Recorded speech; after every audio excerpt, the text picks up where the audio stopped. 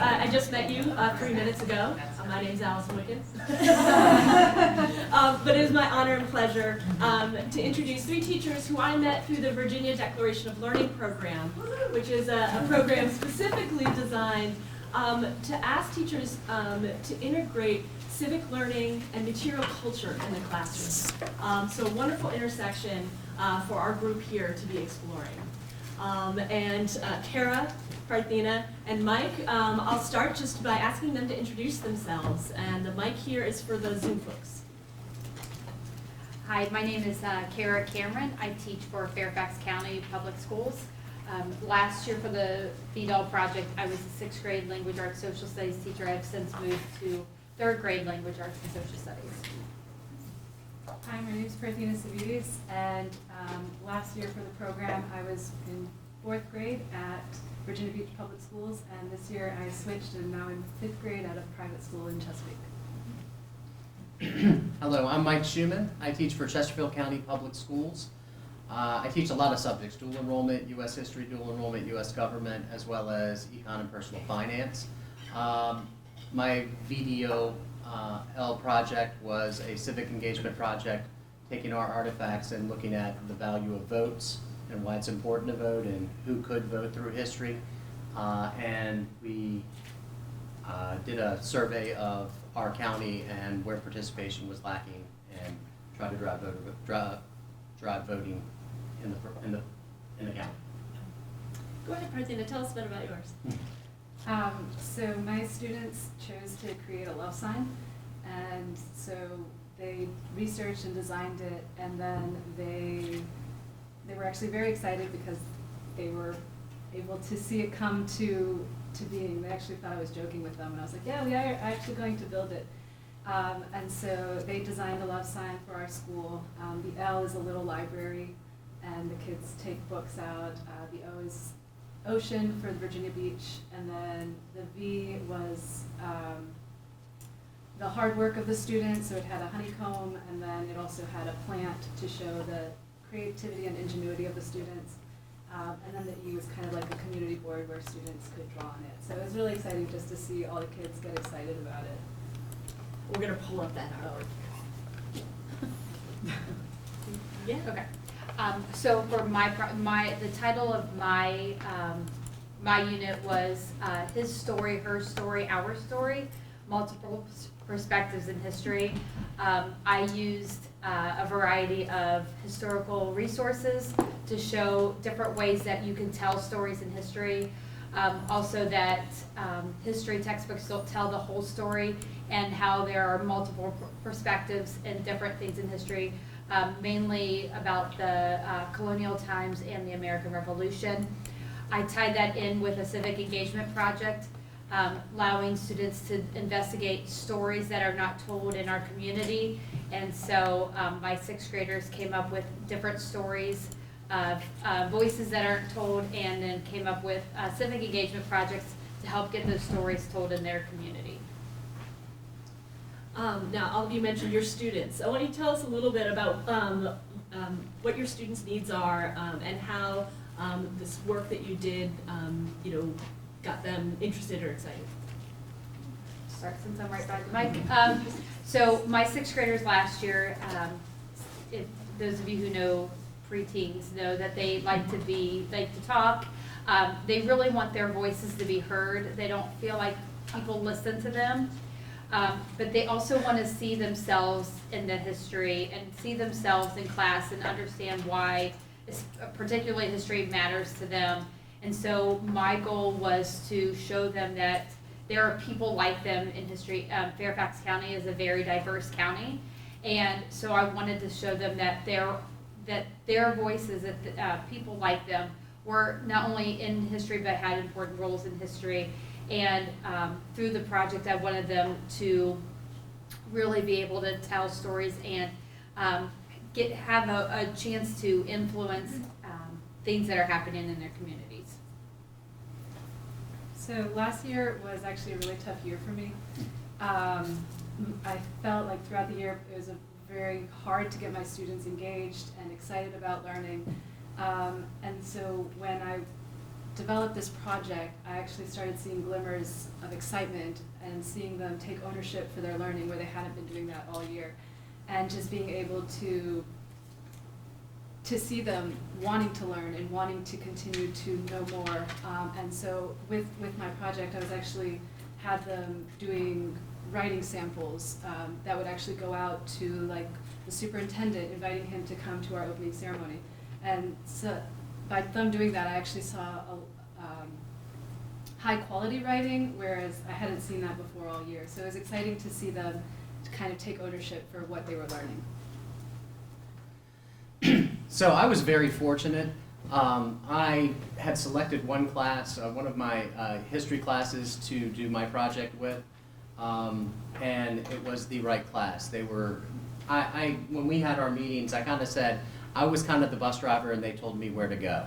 And if they were telling me to drive into an embankment, I would kind of steer the bus back onto the road.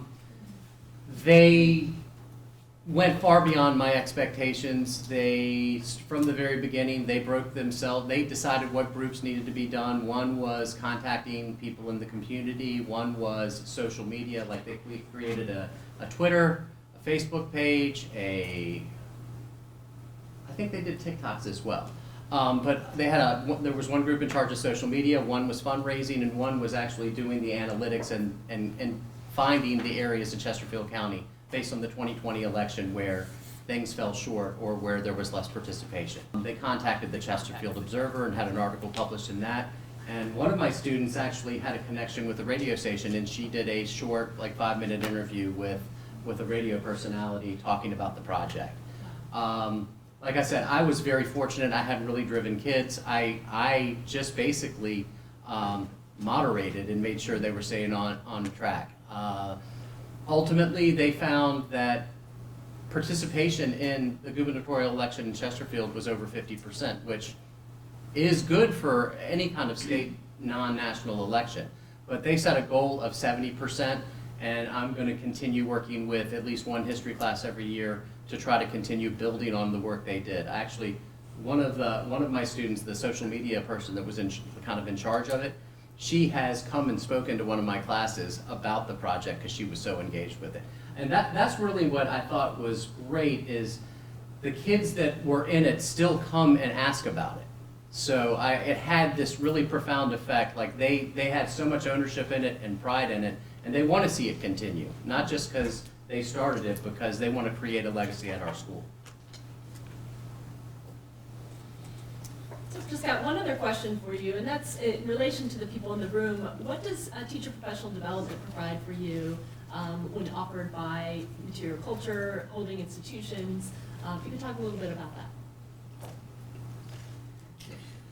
So when we did the VDOL, like there were 5 partner institutes, and they curated small collections for us to choose from. And that was, and when we went to Mount Vernon and had a 4-day kind of summit, that was the best professional development I've had in my career. Mm-hmm. It was hands-on. We were with other educators. It was very well organized. We were put in groups based on the artifacts we'd chosen to work with. Access and knowledge of the artifacts is what all of you have. Teachers really don't know. Curating collections based on different kind of themes of history would really be advantageous for us, because we just don't know what like if they had just said come to our museum and pick an artifact, it would have never worked.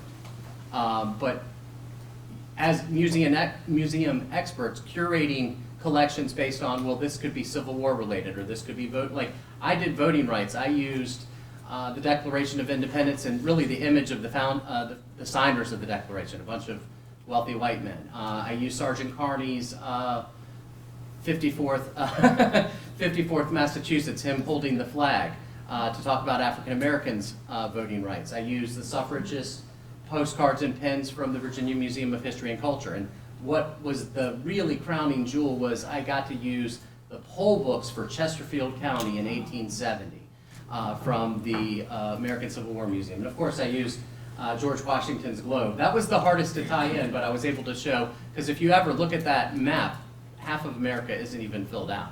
So it was how the climate's ever changing is the way I was able to tie that in. But all of these things wouldn't have been possible if these museum curators hadn't put together really good collections for us to work with. Sorry, too long.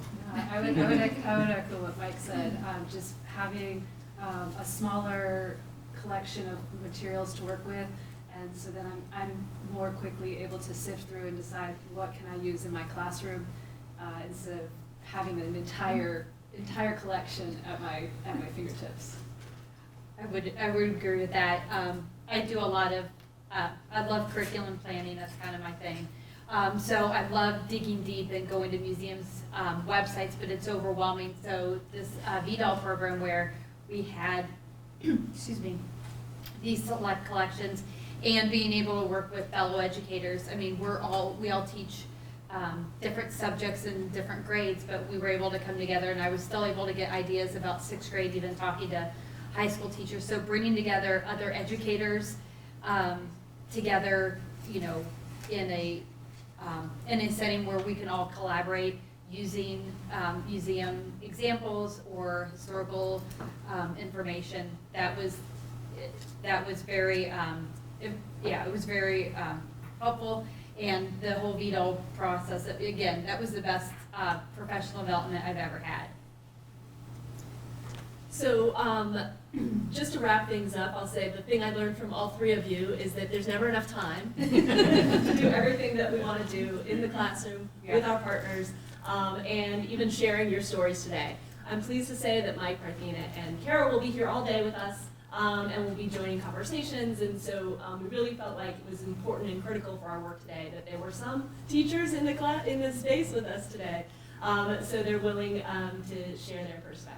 But at this point, I think we need to turn it over to our next speaker. Thank you guys very much.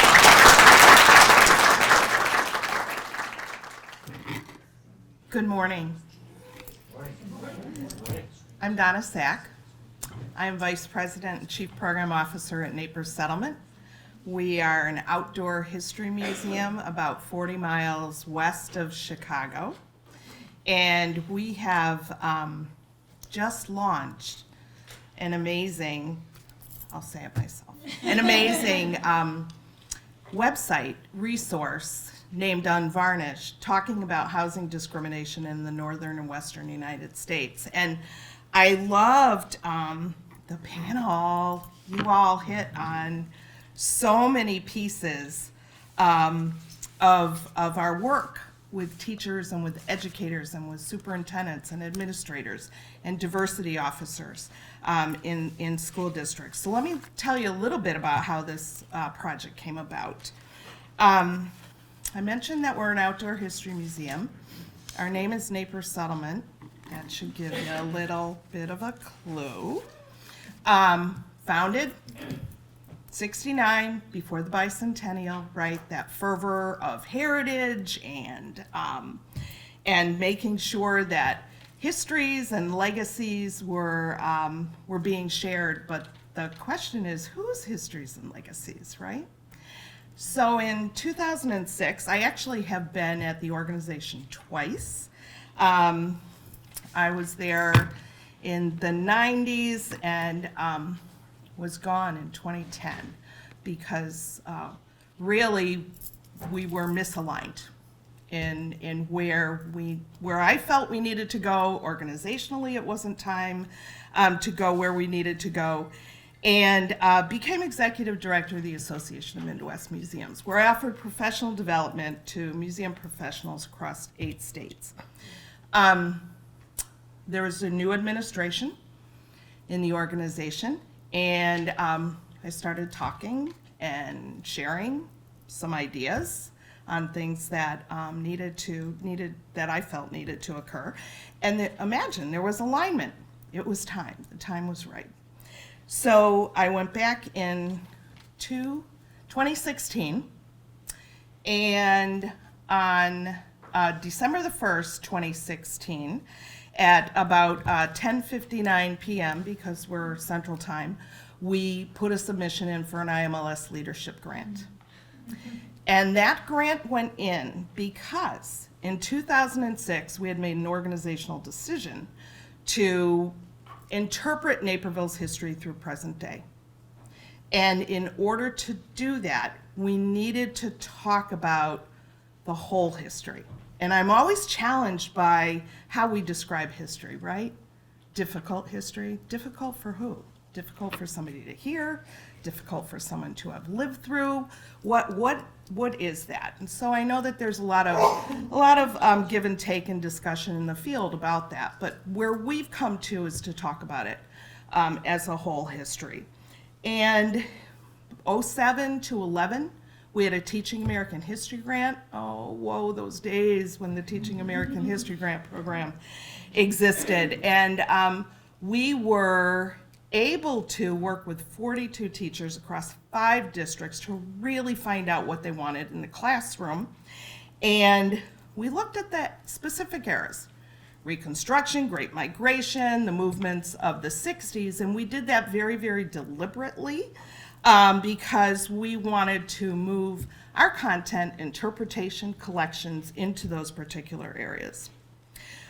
So fast forward to 2016, and it was really time to start telling those stories. And we specifically targeted the northern and western United States because, as you all know, it's a really common problem that that segregation only happened in the South, right?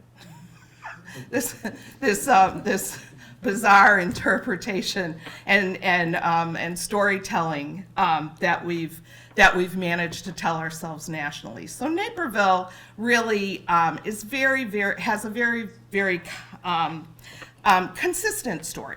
So we wanted to be able to tell this story. We wanted it to be evidence-based. We wanted primary materials.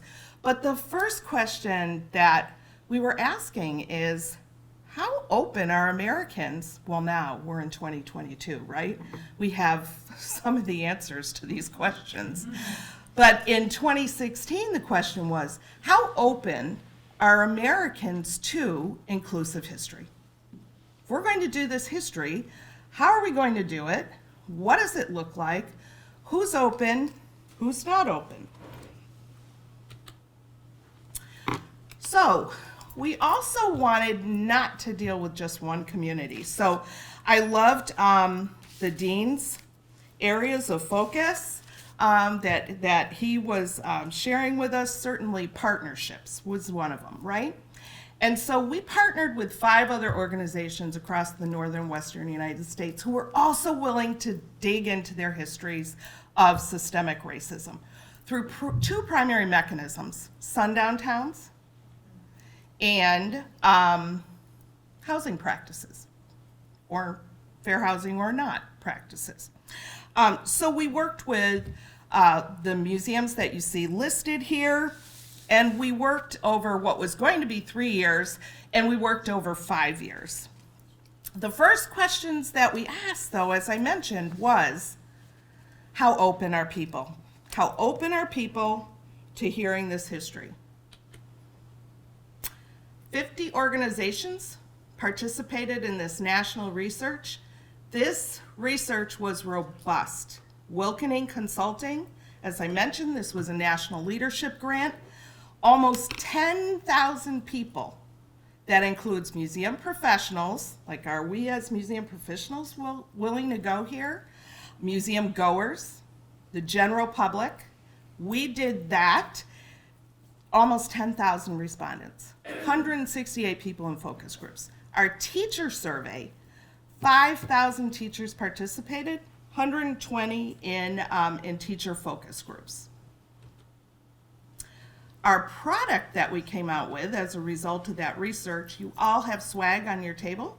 You have a bookmark on the back that is a direct link to the teacher resources, and I encourage you to dig deep into that. So, what did we learn from our teacher study? We learned a couple of key things, 3 in particular. Teachers need historical advocacy tools. And what do those look like? They look like statements about current things that are being debated, topics that are being debated. They need to be backed up with important and vital information.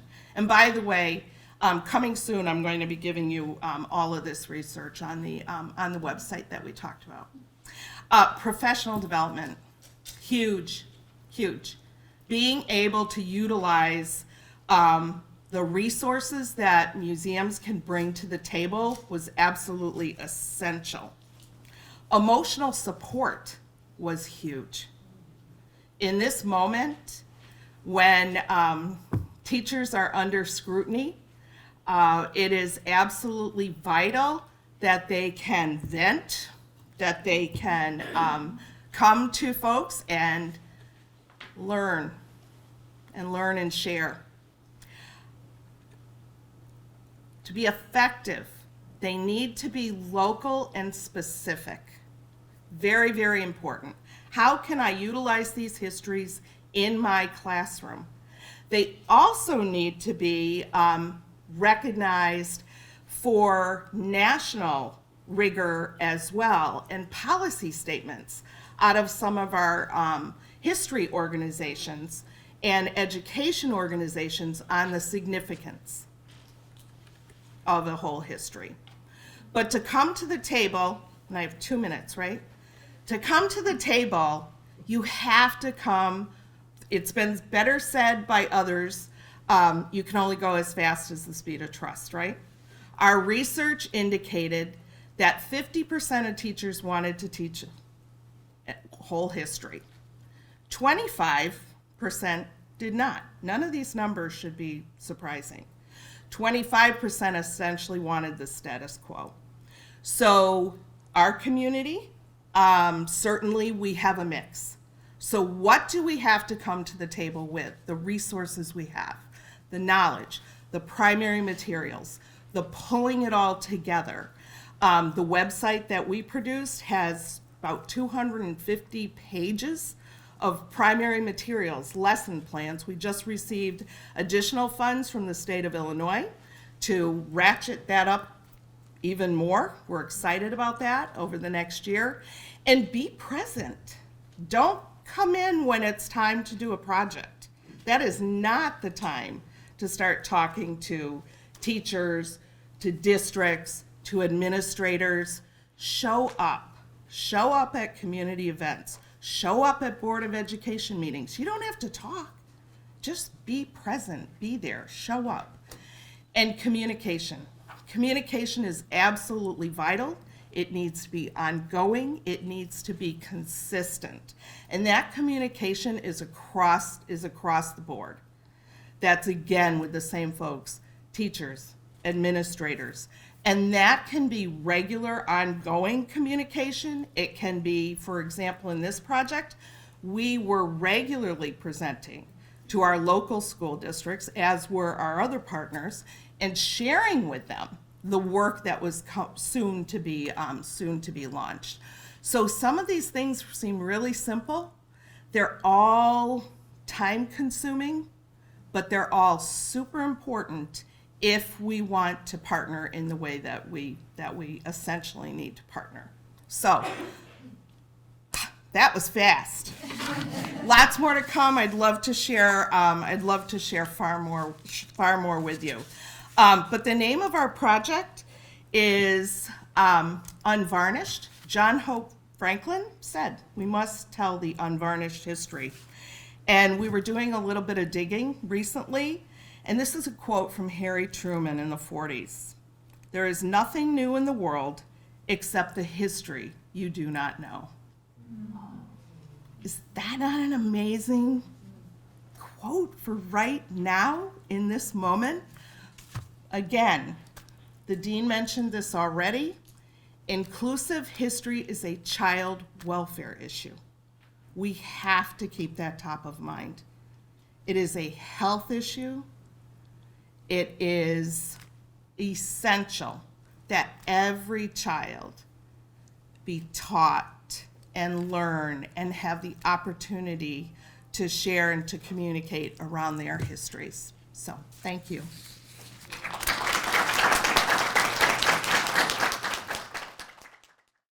Good morning, my name is Richard Josie. I am the, what am I? founder and principal consultant for Collective Journeys. I'm also now, at least as of August the 1st, the Director of Diversity, Equity, Accessibility, and Inclusion for the Virginia Association of Museums. Thank you. And so it's a beautiful moment to be with you all today. Largely, not because you all are beautiful people, but because I'm at a very interesting point in my life where I'm understanding a lot of things that I hadn't known. And for example, 3 o'clock in the morning, I woke up, and one of the first thoughts that came into my mind was that, damn, I've been doing museum work for about 30 years. And that told me something, because it meant that I was now becoming an elder. And there were so many people at museum conferences who would come up and want to talk to me, and like I had some knowledge or some wisdom or something. It was interesting, but reflecting back off of my time in the field and even coming to this space and seeing, I used to call him Uncle Mark, but Brother Mark, who helped me, who gave me an opportunity to really dig into the field a little bit. It makes me think about pivotal moments in my career, and one of them was in 2015 when I was at the Minnesota Historical Society, and we were working with the Dakota Indians community. And one of the things to be clear about is if you don't know anything else, communities are never a monolith. And even within this community, there were half of the people that were saying, tear this building down, and other people were saying, use it for education. And it was a really tense moment with us being in the space. And an elder stood up and he asked this question: what kind of ancestor will you be? For every decision that we make, it will last us for 7 generations. So again, what kind of ancestor will you be? And that changed my whole perspective, because throughout the time frame of my career, I had always understood, from the time frame initially at Colonial Williamsburg until when I got to Minnesota, I had been trained and groomed to think about history, not in terms of what we tell, but what do we inspire people to come to terms with? What are the questions that we ask rather than what it is that we telling people? And that was interesting to me, because this question changed my whole perspective. This question was what it was that said, I don't want to wear anybody else's brand. I want to create my own brand. I want to figure out for myself what is it that I think people need.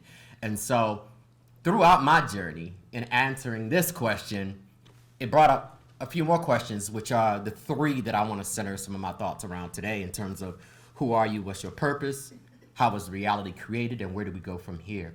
And let me take it from the standpoint of this. I started working at Colonial Williamsburg as a juvenile interpreter when I was 10. It was 85. And it wasn't until I was preparing for a conference out the ASALA, American Study in Life and History of African Americans. I was doing that presentation in Montgomery a few weeks ago. And I had my presentations written up and everything. It was scripted. I was like, yeah, this is going to be cool. And it was one of those 3 o'clock in the morning moments when you woke up. And I woke up and I realized that there was a part of my story that I had never told, as it speaks to that being a 10-year-old. Because when I was 10 years old, there were 3 influences that helped me understand who I was. The first was the dominant culture in society that was telling me about the war on drugs and the way that African Americans were plastered across the screen as to who the drug users were. That said something about who I am. And that was my first influence. Not me, but what it was that was outside of me. The second influence was my mom and my grandparents, which was interesting because the world was telling me I was this, and then when I come home, they tell me that, well, you got to work twice as hard as white folks to get what you want, which made me realize that I was never going to be equal to other people, right? They also told me that all skin folk ain't kinfolk. So that at this point in time, it made me realize that there was nobody that I could trust. I couldn't trust white folks. I couldn't trust black folks. Crabs in a bucket mentality, that scarcity mentality. Folks are going to tear you down because everybody trying to get to the top. So I was confused. But then on those Saturdays, when I would come to Colonial Williamsburg and I would mix it up with those historians and those presenters and those folks there, that was my third influence. And that's I want y'all to understand how powerful that was. Because it was with them that I learned about not just slaves, and what happened to slaves, but I learned about Tom, learned about Peter, learned about Joe, Harry, Sally. I learned about these individuals. I learned about these people that weren't a collective, ignorant bunch of people. I learned about humans who had ebbs and flows in their lives, the good, the bad, and the ugly. I learned about what it meant to be a human today. So it wasn't just about the past, it was about how to exist today. Understand what I'm telling you. The world was telling me I was this. I went home and they told me, hey, you gotta be sure of this. But it was the museum world that helped me see myself and create and understand my identity. And so the message that I want to make sure that people understand is the role that you all have in creating the reality of these students that come to us, of these teachers that come to us, but how we create the reality of each other. Because if the world tells you you're X, how is that supported by the interactions that we have with each other? See, what y'all gonna find is that in the work with collective journeys and in the work with my diversity, equity, accessibility, and inclusion, is that it's really centered around how are we thinking about the diversity of voices? How do we think about how we include those voices? But how do we do that in a way where we consider that everyone is on a different trajectory in terms of their mental health? How do we understand this when we're thinking about the means by which how mental illness is rampant through our society? But even more than that, we still in the midst of a pandemic. And one thing is clear is that all of the studies are showing the levels and degrees of trauma that have impacted us along the way. And so when I used to do that runaway program as Peter, and I remembered if I was arguing with my mama the night before, and I'm still in those feelings, then you best be sure that Peter is gonna have some issues with his mama when he running away. If I'm having an issue with my lady who I was dating at the time, then you best be sure that Peter was gonna have an issue with his wife at that time. I was speaking with African American curators who are talking about the objects and whatnot that they're dealing with. And they're talking about how they have to deal with, for example, Emmett Till's coffin and the degree of what they have to take home with them, that you never leave it at home. That's why I'm an advocate for us questioning what we mean when we say work-life balance. And so where do we go from here? Because I know I see you tired, man. There's a link that was forwarded to you all, but I'm really starting to push this one out. A friend of mine sent me this article from Behavioral Science Institute that talked about how people judge truth. Because there's a lot of fake that's out there.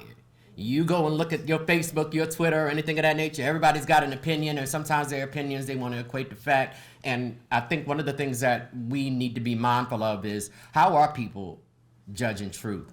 And so there's a 5-stage criteria here, whereas, people ask themselves subtly, 5 different questions. Do others believe it?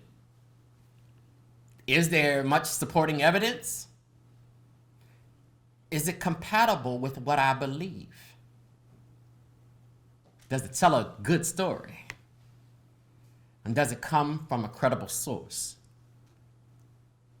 Understand how interesting this is, especially from those communities where their truth is transmitted orally.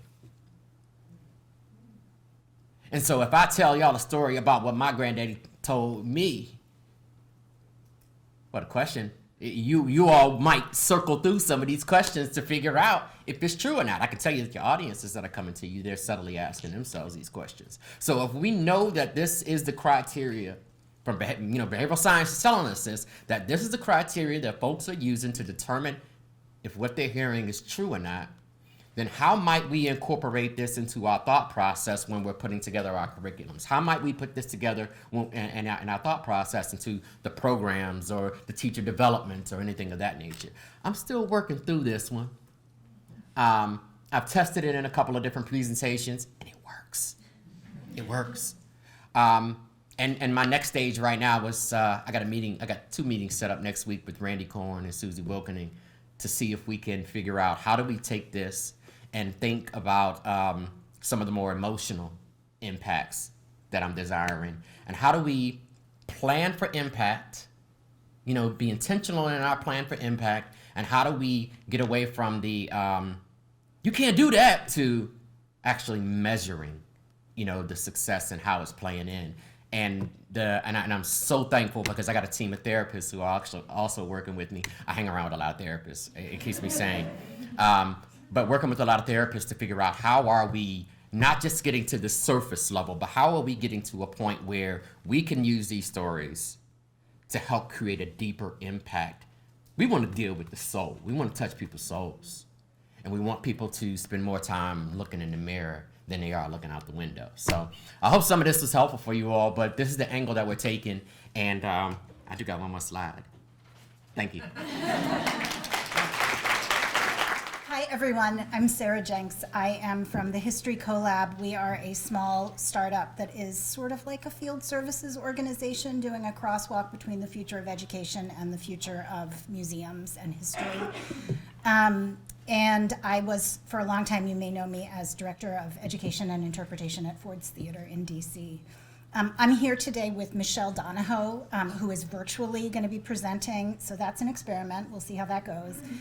She is from the DeKalb History Center in Illinois, and I'm super excited that she's joining us because she's going to talk about how the research I'm bringing to the table has actually been playing out when she's been working with teachers this summer and fall. So I'm going to go as fast as I possibly can, and please know that everything that I'm sharing with you right now is available in much deeper content online, and there will be a link to it, so don't feel, please, it's going to be overwhelming, and just go with it. Okay, so in 2021, there was a project produced by the American Association for State and Local History called Reframing History. They were funded in partnership with the Organization of American Historians and the National Council for Public History to do this research through a group called the Frameworks Institute, which is a research group that works on messaging for political campaigns primarily. They are responsible for Love is Love, for instance, if you think about transformative language. This research was originally designed for public historians. What I'm going to posit here is that this was research that could potentially be really important for classroom teachers as well. I also want to start by saying that as you go through looking at it, you're going to say, why did they not break down the into demographics, how people responded, especially from a racial and ethnic perspective? And I will argue to you that the reasons are complex and they go unmentioned because if we talk about them, the people that need to listen are not going to listen. So just keep that in mind as you're watching this. Okay, so what they found, they interviewed about 5,000 people, and then they did intensive interviewing with a few hundred. Across the country, the demographics followed perfectly, almost perfectly, the demographics of the country. So that means it's just majority white. It means that they were really trying to get demographic representation from a political perspective, from a racial and ethnic perspective, from a geographical perspective, and from an age and gender perspective. What they found in terms of communication of history, and I'm framing this again as the psychology of history because I think this really is about the psychology of how we talk about our work. The public believes that history is about recording and documenting just the facts, right? The facts are seen as a received idea. This idea that history is evolving, that we're learning new things, is not something that is currently being taught, except in some exceptional classrooms, perhaps. And it is, and regardless of whether or not it is being taught, it's not what the vast majority of the public believes. So this is what we're dealing with people who we're encountering. Okay, additionally, people can't tell the difference between analysis grounded in evidence and personal opinion. I'm going to throw something out here. I think for our field, the moonshot exercise was a disaster because of the emphasis that it put on STEM. It was good for lots of things. Do not think it was good for citizenship. Okay, people believe that white male historical narratives are the default. Narratives of non-white people are extra. Last, People are reluctant to learn or talk about painful things. They don't know how to do it. It makes them uncomfortable, and they think that being uncomfortable is not a good thing. So these are the findings about the challenges we have in teaching and interpreting whole history. So the solution that is proposed in this framework is that we need to move from talking about an abstract truth to teaching about critical thinking and critical engagement, that everything we do is about critical engagement.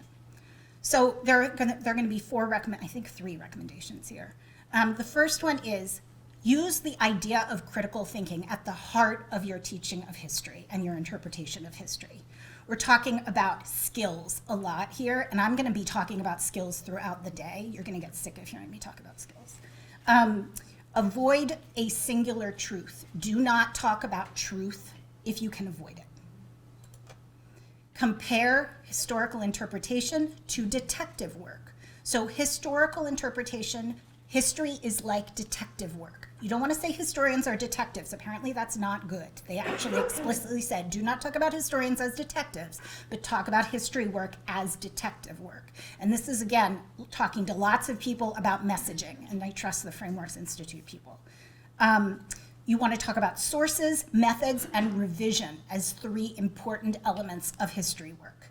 History work is detective work to deepen our understanding of historical practice and to uncover new information. Third recommendation, emphasize how history helps us make progress towards justice to increase recognition of history's importance. So understanding history helps us make progress in the present. I have 5 minutes, is that what you're telling me? All right, I'm almost done, and then I'm gonna pass it on. See how fast we're going. There are 4 recommendations. The fourth, and I've actually heard this in every other presentation we've done so far today, is that the more that you can make history concrete, location-specific, and I would say even people-specific, and solutions-focused, and use examples, the more effective our history is gonna be in connecting with people. So go local, connect with the other recommendations, see if you can find stories that are specific to your place. And that's where partnering educators locally with your local historical society can be really valuable. So putting it all together, what does all of this help us to do? It helps us to fight censorship, which is a big problem in a lot of states right now, and it helps us to promote whole inclusive history.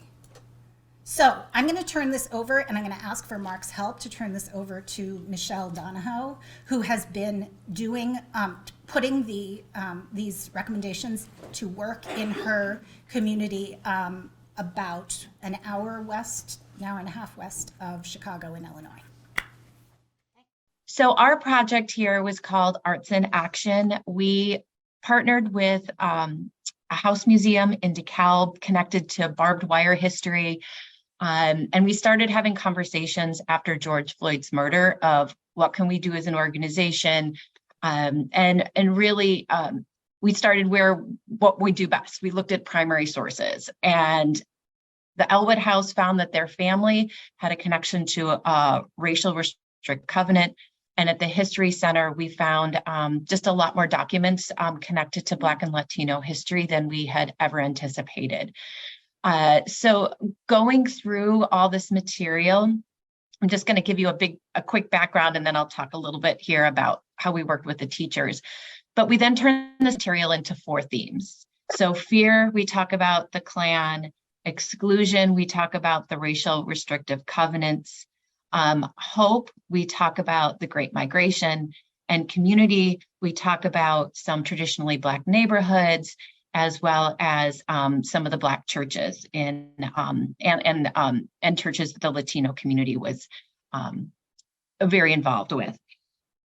With this, we also kind of like Donna had mentioned in these conversations in the community that you don't want to just show up for the project. That as we were going through this, we had trusted community messengers. So when we put this out, it started as an online exhibit.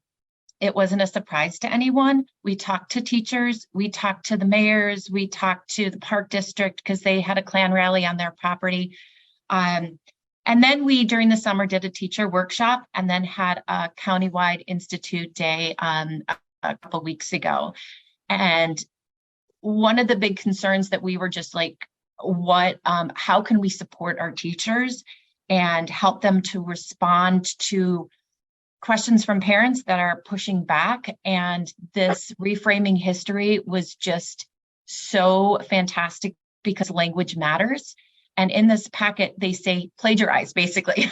use these words, use this language, because it is so strong and it really gets a clear message across. So there is a handout here that's available to everyone that where I pulled out those quotes from that reframing toolkit here. And a couple just of sentences that I'll just share with everyone is, talk again about the practice of historians' work rather than focusing on a person or directly comparing historians to other professionals. A historian work involves investigating the past by analyzing many different kinds of evidence to get as complete an understanding as possible, much like how detective work involves seeing how different clues all fit together. And again, another one of those statements from the toolkit states how students will engage with many various ways historians interpret their evidence and allow them to practice interpretation on their own. The goal is for students to be able to think critically about the nature and limits of historical evidence, the different ways of approaching it, the importance of evaluating different perspectives, and the art of making persuasive claims about historical events. So this really is just that go-to for if you're getting pushback from parents, from school boards, from principals, that you can go to these national standards of this is what we're doing compared to some of the things that they may be claiming that you are doing. So I'm pretty sure I probably used up all my time there. Yep, and there's just, the contact information. And the thing that I didn't mention is the website that we ended up creating is this Create Change Today. We have lots of primary sources. So again, it's that local connection to these national themes where you're saying, no, this is what happened here in our community. And that's what the teachers were just thrilled to see. It was stories about where they live. Fantastic. Thank you, Michelle. Hi, everybody. I'm Esther Kim. My office is just upstairs. Assistant professor here of social studies education, elementary and secondary. So it's really wonderful to be here and to hear about all the work that everybody's doing. And so what I'm going to do, Mark has the meat of our presentation today, so I'm going to kind of run through something that I guess where my experience comes in, which is a reality that my students deal with as student teachers that have often been historically accumulated. So in Pedagogy of the Oppressed, Paulo Freire wrote that all education is political, teaching is never a neutral act. As we've heard from our colleagues previously, and as we're all experiencing now, we know that this is true and it's always been true. Historically, we've seen this in school segregation, in Carlisle Indian schools, whose founder wrote of education, quote, "Kill the Indian in him and save the man," end quote. We've seen this in the deficit ways that immigrant families have been positioned throughout U.S. history as, quote, dirty or diseased, and this is something we see continuing today. And we see this also historically in this primer for foreign-speaking women from California in 1918 that emphasized cleanliness. The whole primer just emphasizes cleanliness. Historically, we've also seen this in textbooks that even in the 1960s, non-Southern states were finding their own textbooks to be, quote, very seriously deficient in their treatment of minorities.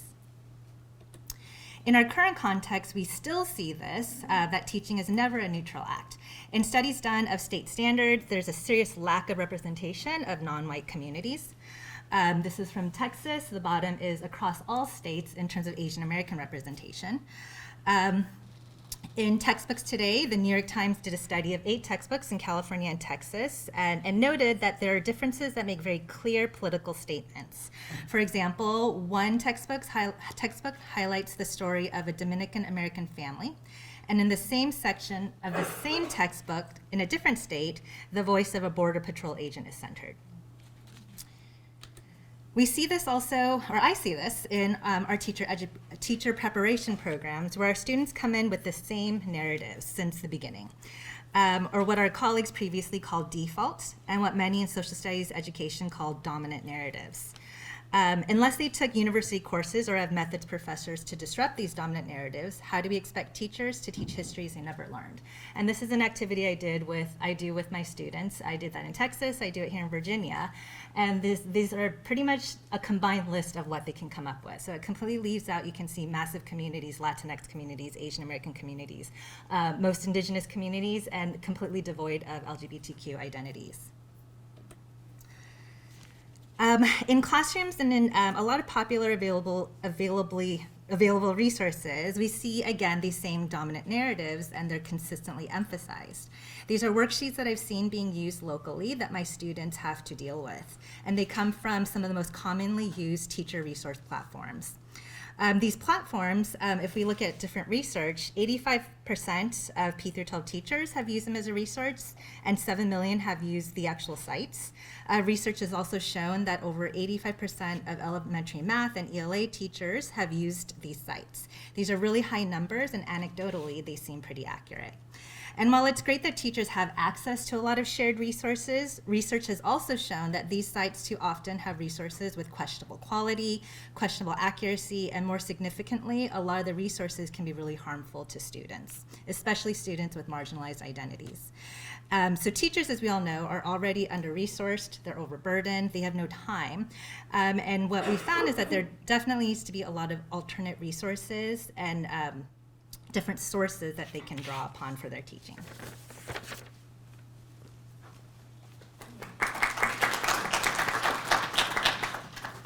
I have to chuckle when Esther described that my part of the presentation would be the meat. Not the case, let me tell you. So, in a way, I hope this sort of ties together some of what we've been hearing from the different panelists this morning. And first of all, just an amazing group. It's so awesome when you see these different perspectives come together. So first of all, this is preaching to the choir, obviously, but museums and cultural heritage sites can be catalysts for change in K-12 classrooms, absolutely. And I mean, that's underscored especially in terms of the resources you all provide online and through your workshops and through institutes that counter what Esther was just describing that oftentimes teachers do encounter. So that's just one small way. But the challenge is that, and I think we've seen this from the research presented already and from our own experience, that teachers need support in figuring out how to bring this more inclusive and honest history to their students, particularly in an increasingly complex and politicized environment. Again, preaching to the choir. This is a challenge, though. I feel this as a teacher educator in a school of education. I can imagine what it would be for you all working at museums and sites, that it's a complex environment that teachers work in every single day, and every environment is different. Even in a single school division, one school to the next can be a very different context and culture. So how do you provide experiences that sort of cross over those contexts and cultures that can bring teachers materials and resources and ideas and inspiration that can be taken in and move forward in those particular contexts? So it's a challenge. So I'm going to propose one thing, and this is, again, just to sort of whet your appetite and give you some ideas to think about, and that's collaborative design with teachers. And it's interesting because Esther's a good example of this, but there are several other teacher educators on the faculty here at William & Mary who independently came to this process of doing research not just about teachers, but doing research with teachers. Not just doing professional development for teachers, but doing professional development and design with teachers. So I'm going to give you just a quick bit of some of the evidence about how and why this might be impactful that you might consider, and then a continuum of different possibilities that maybe will plant some seeds for you to take back to your context. So just a few quick research highlights. Some of you are familiar with Christine Barron's work, the Hidden in Plain Sight, Museum Educators' Role in Teacher PD. This was a 3-year study to understand what teachers gain from visiting historic sites, and in this case, Monticello. Tells a story of a great change based on teacher feedback between years 1 and 2 of this study, and you can talk with for more information, maybe at the break, because it's a fascinating story. But the idea is that to bring museum educators into discussions with teachers and thinking about their professional expectations, what they bring, what they want from PD, and coming together to create really meaningful and impactful opportunities. And as Richard said earlier, to sort of touch the soul. So this is a really powerful connection. And then just a few more from the teacher ed side of things, just because that may be less familiar to some of you all, is one model is thinking about co-design. So we're thinking about it in the context of professional development, but this can also be in the context of curriculum development. So this idea of co-design, a participatory design process that includes the users of the design, in this case teachers, with experts to create really powerful and impactful curriculum, professional learning experiences, opportunities. And also I'd say, especially we saw this come to light during COVID, also learning opportunities. Because sometimes and I'll say this as a teacher educator and somebody that provides a lot of teacher professional development, my conception of what teachers' needs have shifted dramatically in the last 2 or 3 years, and the way that they want to interact and connect. So for what that's worth. Collaborative redesign of curriculum materials. This is a fascinating study out of the Netherlands. These will all be available on the website so you can dig deeper. But this idea that when we partner with teachers on this difficult history or these complex topics, that it really requires some real intentionality, structure, support, and clarity around goals, because in some cases you can actually create more challenges and more disconnects and do more harm than good, even with the best intentions. So it is important to think about structuring that experience, talking about roles, talking about how we can work together in ways that are mutually beneficial from the outset. So interesting thoughts there. And then finally, the last one, this is from Drs. Kieran Johnston here in the School of Education at William & Mary on a multi-year project that they've been working with co-design and professional development for teachers in a school division, that they found that this collaboration among teachers, so that's one of the benefits. When you bring teachers to work with you, they also have an opportunity to collaborate with each other, which they often don't get the chance to do, especially from across schools or across school divisions, and in some cases across states. That's a really powerful opportunity. It's shown time and time again to improve student learning, their own knowledge and development, and their school culture in which they take these ideas back to the classroom. So those are pretty powerful research findings around those ideas of teachers coming together, again, specifically on these more complex or challenging pedagogies or this challenging content. So last thing I'll leave you with today, and this is the beginning of an idea. This comes out of research that I've been engaged with in professional development. I've focused on around student voice. How do you bring students' voice forward in the classroom to inform your own teaching? So I'm pivoting just a bit to be relevant to this particular context, but there's a continuum of way that you can bring teachers to the table for conversation. So one can just be something that we're probably all doing by default, which is expression.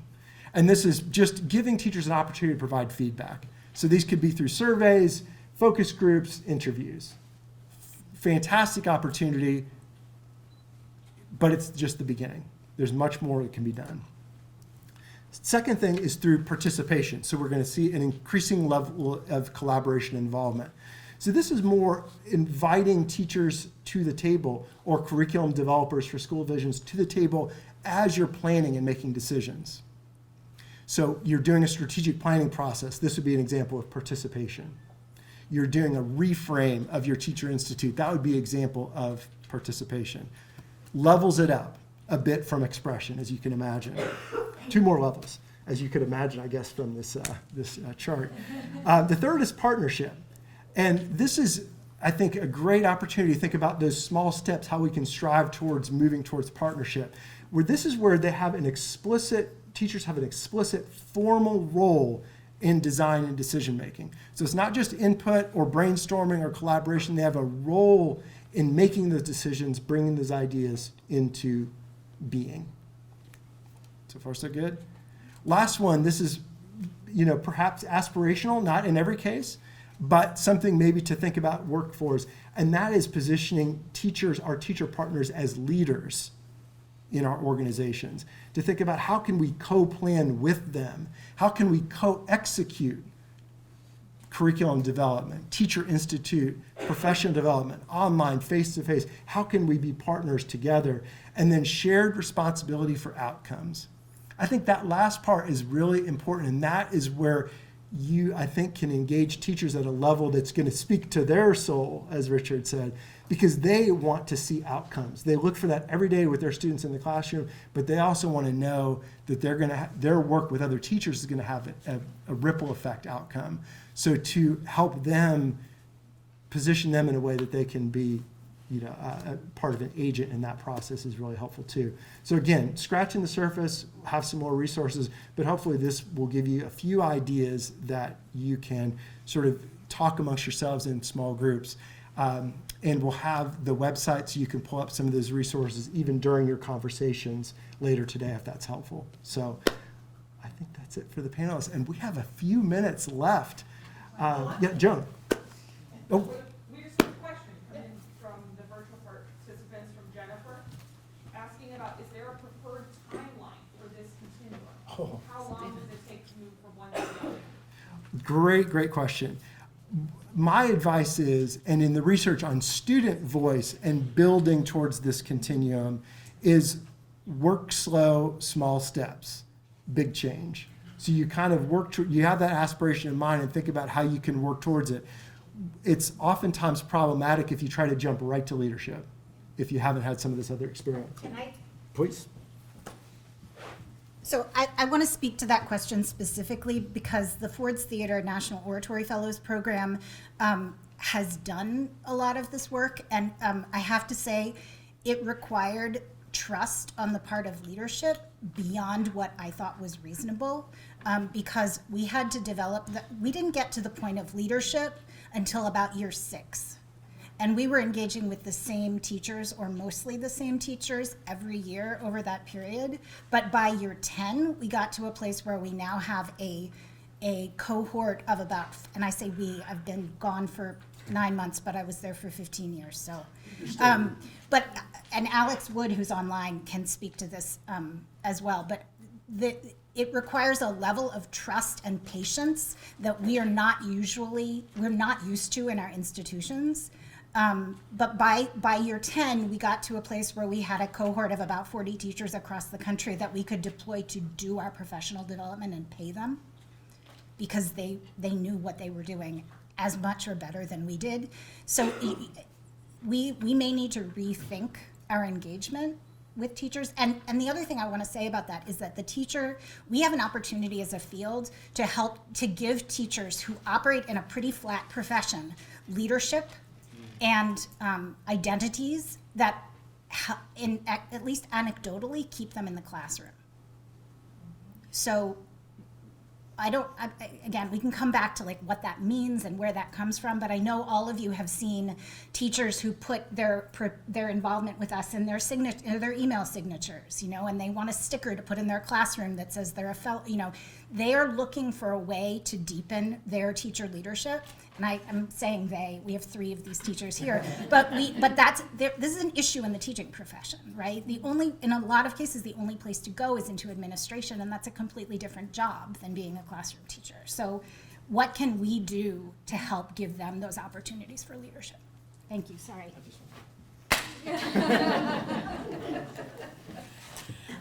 So I just want to wrap up this time in the morning to first of all thank all of our panelists for